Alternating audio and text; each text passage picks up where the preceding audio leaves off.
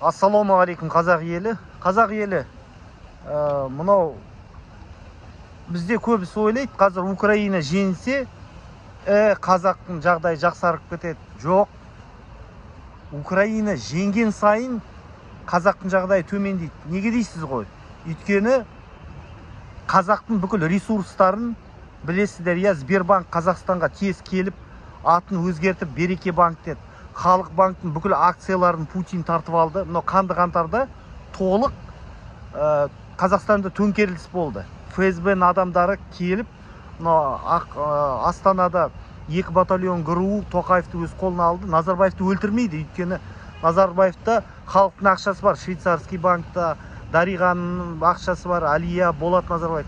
Оны Путин максимально сол ақшаны сорады. Өйткені ол ақшаны сормаса соғыс тоқтап қалады. Сондықтан қазір бүкіл Қазақстан темір жолы, Павлодар алюминий, Экебастуз, Қазақ телеком толық қанды қаңтарда Путин өз қолына алып алды. Енді ойлайсыздар ғой, неге қазақтың жағдайы күрт төмендеп кетті қаңтарда?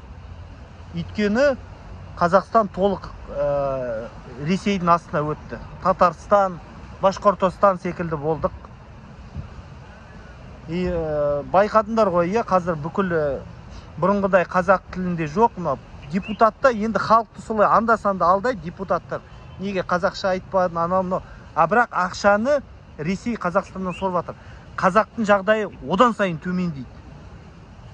Біз шыдай береміз. Мен ең қорқатын нәрсе, қазақ соншалықты шыдамды, ашаршылықты, соңғы малын орыс тартып алғанда қарсыласпай баласын жейтін қазақ.